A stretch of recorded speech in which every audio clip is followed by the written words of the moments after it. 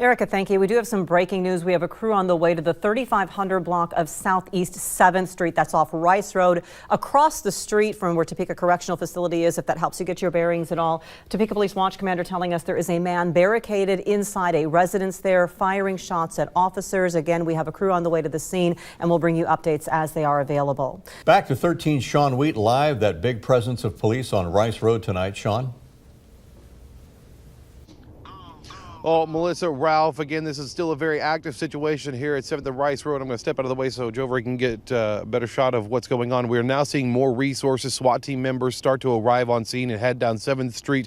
We do not know if there are any injuries. Officers were originally responding to this location just before 10 o'clock for the report of a possible shooting. When they arrived on scene, a man barricaded himself inside a home and started firing shots at officers. We do not know. The watch commander could not say if the officers had fired back. Of course, this is a very fluid situation. They are actively investigating and actively in a situation, so they aren't going to be able to tell us much until the situation has subsided. And of course, we're going to have full details on our website and continue this coverage on our website at WIBW.com. But Melissa, at this very moment, police still haven't told us if there are any injuries. And of course, we'll keep you updated, as I said, on our website, WIBW.com. And also on Sean's Facebook page, again, it's the 3500 block of Southeast 7th, which is just off Southeast 7th and Rice Road. That location across the road from Topeka Correctional Facility. Stay posted on that online. 5:02. Topeka police have been working a standoff that's lasted several hours overnight.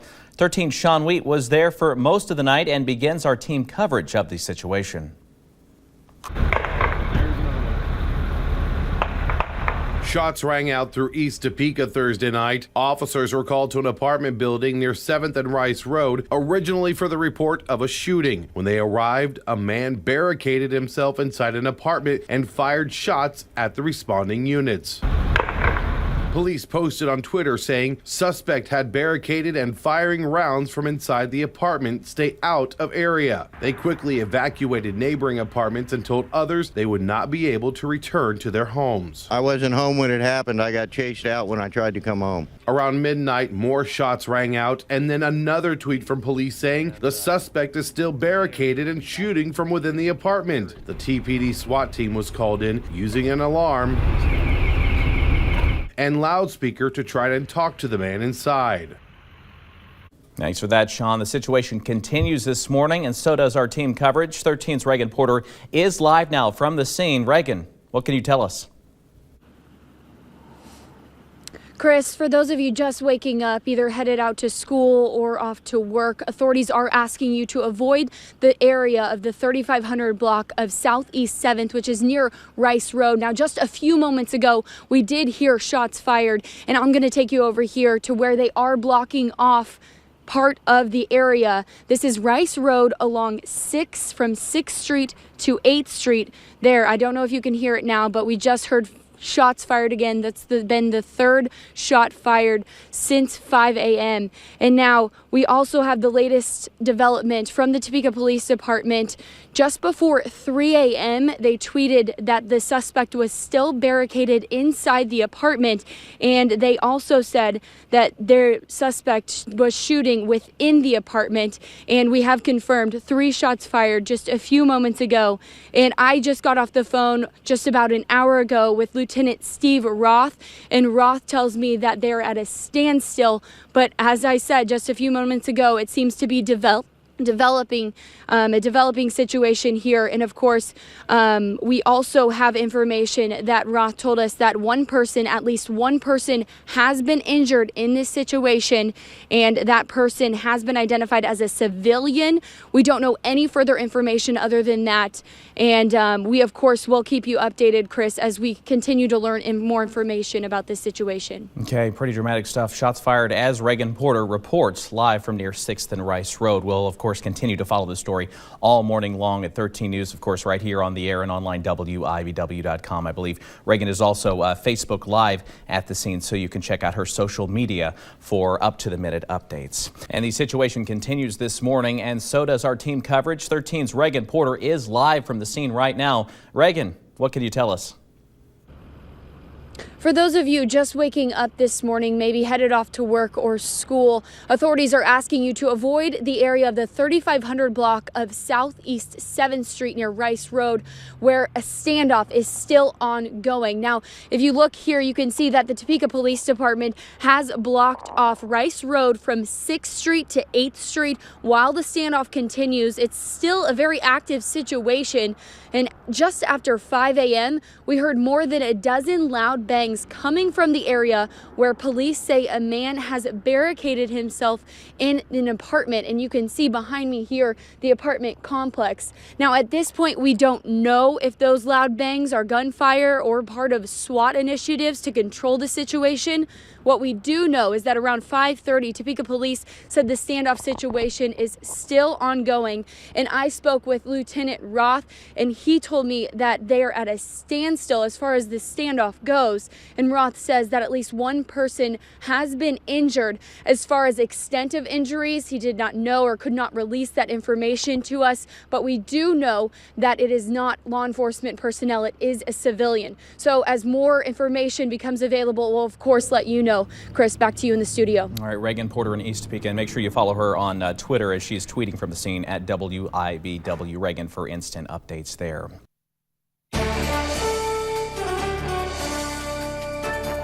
6:57, time for the stories you need to know and your out the door forecast. Topeka police have been involved in a standoff situation all morning long and into last night. 13's Reagan Porter is live at the scene with an update and our team coverage. Reagan, what can you tell us?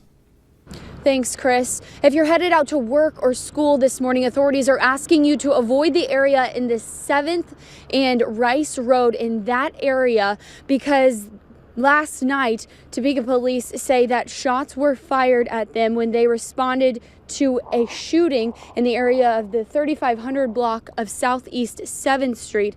Now this morning, it's still an active situation. As you can see here, Topeka police have Rice Road blocked off from 6th to 8th Street while there's a standoff that it continues. So avoid that area.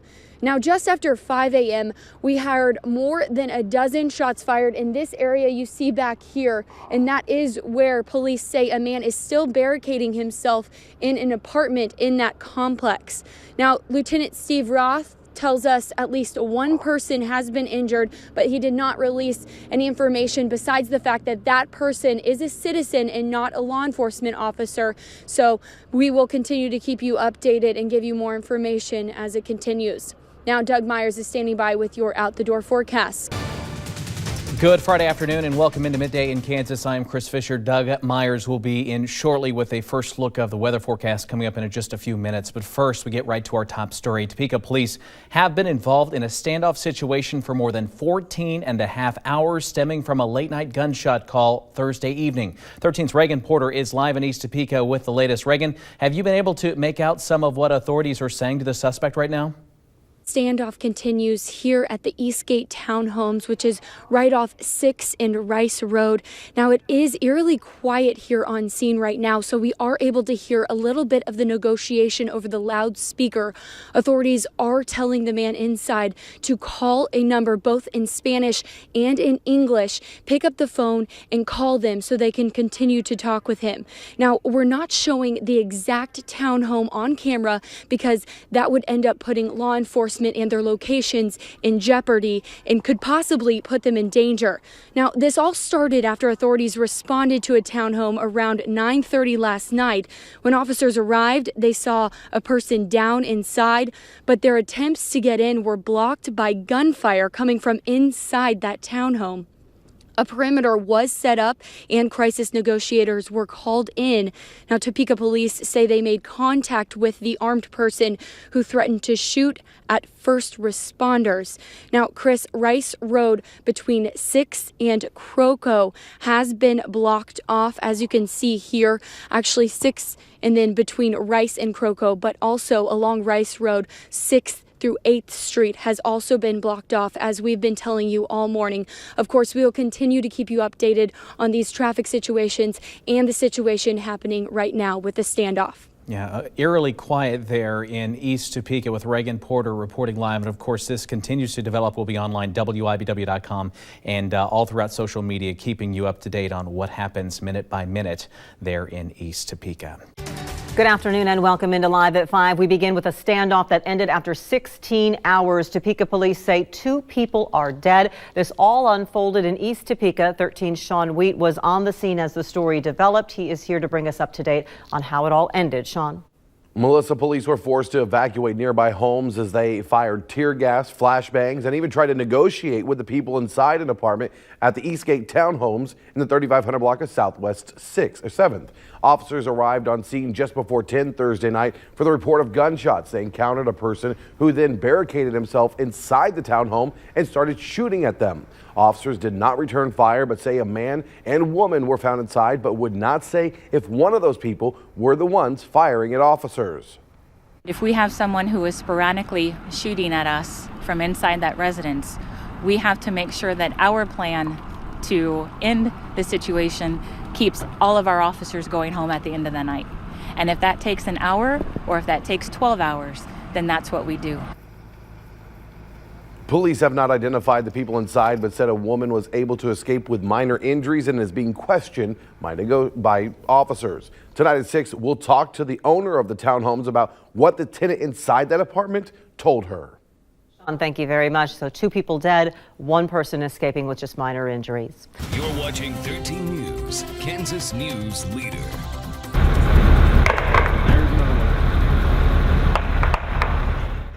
Gunfire repeatedly punctuated the night in East Topeka, where a suspect fired at officers who were working to negotiate a surrender. Good evening. I'm Melissa Bruner. And I'm Ralph Hipp. That is our top story this Friday night, as Topeka police will now go into the weekend still investigating exactly what happened at that East Topeka townhouse. It led to a standoff lasting about 16 hours and ended with 2 people dead. 13's Sean Wheat was at the scene last night when this started. He is back there live now. Sean, what do we know so far? Melissa, Ralph, when Topeka police entered the home, the townhome that is here, they found a man and a woman dead inside. They also said a woman escaped out of the window. Now, officers say they did fire tear gas into the home, but they didn't fire a single shot. Those explosions are what Topeka police call distractionary devices, signaling an end to a 16-hour standoff that left 2 people dead inside the townhomes in the 3500 block of Southeast 7th. What they found was a male subject deceased and a female subject also deceased. Betty Allen owns the Eastgate townhomes and said Rodney, the man who lives in the apartment, called and told her what happened. He had a friend that came over, and then the friend brought 2 other people who he did not know, and they were downstairs, and he went upstairs to the bathroom to try to get something they were using to fix downstairs. And when he got to the bottom of the stairs, the girl was on the ground and had blood all over. She said Rodney escaped, went next door, and called 911. When officers arrived, a person inside started shooting. We were having gunshots fired from inside the residence towards our first responders. That continued throughout the night.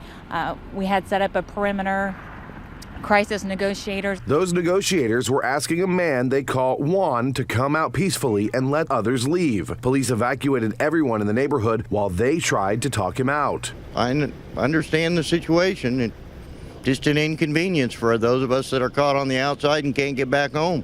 Around 1:30 Friday afternoon, a woman climbed out of a second-story window and was checked by first responders. A short time later, explosions sounded and officers entered the townhome. No shots were fired from law enforcement. And if we have someone who is sporadically shooting at us from inside that residence, we have to make sure that our plan to end the situation keeps all of our officers going home at the end of the night. And if that takes an hour or if that takes 12 hours, then that's what we do. Well, happening right now, we are now seeing the coroner. They are actually inside the home. It looks like the investigators are also inside the actual townhome right now doing their investigation, but the coroner taking their official report. Now, Stewart said she could not confirm how either person died, their names, or who was firing the shots. Now, she said they are investigating this as a possible homicide investigation. All right. And the investigation will continue to unfold there throughout the evening. Sean, we do want to give a look back in time to give you an idea of how all this unfolded. With that part of our team coverage, we go to 13's Reagan Porter. She is at the Eastgate townhomes. Authorities responded to a townhouse in the 3500 block of Southeast 7th around 9:30 Thursday night. Topeka police say a caller reported hearing what was possibly a gunshot and then a female yelling. When officers arrived, they saw a person they said was down inside, but their attempts to get in the townhome were blocked by a man firing a gun from inside the home. Numerous law enforcement agencies from TPD, Shawnee County Sheriff, Highway Patrol, Lawrence Police, and others set up a perimeter, and crisis negotiators were called in. They made contact with the armed man who threatened to shoot at first responders. Roads surrounding the Eastgate townhouses remained closed Thursday evening and into Friday afternoon because of this activity. TPD said neighbors in that area were evacuated. I'm Reagan Porter for 13 News, on your side. Good evening, I'm Melissa Bruner. And I'm Ralph Hipp.